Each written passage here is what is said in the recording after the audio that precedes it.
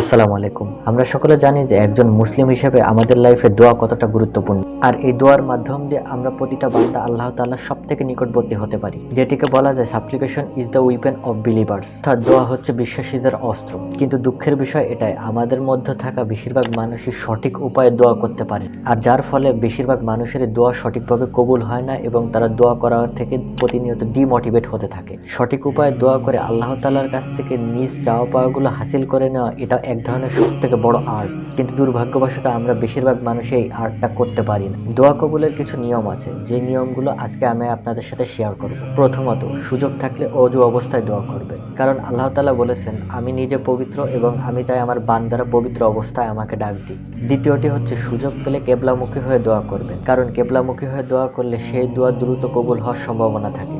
তবে কেবলামুখী হয়ে দোয়া করতেই হবে এটা নেসেসারি না। তৃতীয়ত যে বিষয়টি হচ্ছে, দোয়া করার আগে চেষ্টা করবেন অবশ্যই 3 বার আস্তাগফিরুল্লাহ পাঠ করে নেওয়ার, এবং সময় পেলে দুহাত তুলে আল্লাহ তাআলার কাছে দোয়া করবেন। নবী সাল্লাল্লাহু আলাইহি ওয়াসাল্লাম সুযোগ পেলে দুহাত তুলে আল্লাহ তাআলার কাছে দোয়া করতেন, এবং তিনি দুহাত তুলতে তুলতে একটা পর্যায়ে উপরে উঠিয়ে ফেলতেন, কারণ তিনি বিশ্বাস করতেন আল্লাহ তাআলার কাছে যতটা আকুতি মিনতি করে চাওয়া হবে আল্লাহ তাআলা তত দ্রুত সেই দোয়া কবুল করেন। 4 নাম্বার যে বিষয়টি সব থেকে ইম্পর্টেন্ট, সেটা হচ্ছে দোয়া করার সময় আল্লাহ তাআলার নাম ধরে ধরে দোয়া করা, যেটা আমরা বেশিরভাগ মানুষই করে থাকি না। যেমন ইয়া রহমান, ইয়া গফফার, ইয়া জব্বার, এই ধরনের নামগুলো আল্লাহ তাআলার বেশি বেশি ডেকে দোয়া করা সুন্নাত। নাম ধরে ডাকার ফলে দোয়া কবুলের পসিবিলিটিসটা অনেক গুণ বেড়ে যায়। 5 নাম্বার যে বিষয়টি আছে, দোয়া করার সময় নিজেকে সব থেকে ছোট করে আল্লাহ তাআলার কাছে চাওয়া।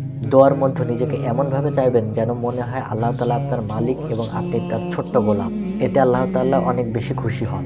6 নাম্বার যে বিষয়টি আছে, সেটি নিয়ে আমরা সব থেকে বেশি হেজিটেশন ফিল করি, আমার দোয়া কবুল হবে কি হবে না। আপনি যদি সত্যিকার অর্থে ইয়াকিন রাখেন যে আপনার দোয়া কবুল হবে, তাহলে আল্লাহ তাআলা আপনার দোয়া কবুল করবেন। আর যদি আপনার মনের মধ্যে এই ভাবনা থাকে আমার দোয়া কবুল হবে কি হবে না, এটা নিয়ে টেনশনে থাকেন, তাহলে আপনার দোয়া কখনোই কবুল হবে না। সো সবসময় দোয়া করার সময় এইটুকু নিশ্চিত থাকবেন যে আপনার দোয়া আল্লাহ তাআলা কবুল করবেন এবং আপনার সমস্ত কথা আল্লাহ তাআলা শুনছেন। আর দোয়া করার সর্বশেষ অংশে সবসময় চেষ্টা করবেন রাসূলুল্লাহ সাল্লাল্লাহু আলাইহি সাল্লামের প্রতি দুরূদ পাঠ করা। হাদিসে এসেছে, কোনো ব্যক্তি যদি দোয়া করার পরে দুরূদ পাঠ না করে, তাহলে তার সমস্ত দোয়া আসমান এবং জমিনের মাঝখানে পেন্ডিং অবস্থায় থাকে, আর যখন সে দুরূদ পাঠ করে ফেলে তখন তার সমস্ত দোয়া আল্লাহর নিকট পৌঁছে যায়। তাই দোয়া কবুলের জন্য সব থেকে ইম্পর্টেন্ট হচ্ছে দুরূদ পাঠ করা, আর এই দুরূদ পাঠের মাধ্যম দিয়ে আপনার সমস্ত দোয়া আল্লাহ তাআলার কাছে গিয়ে পৌঁছায়। উপরোক্ত এই বিষয়গুলো মেনে আল্লাহ তাআলা আমাদেরকে দোয়া করার মতো তৌফিক দান করুন। আমিন।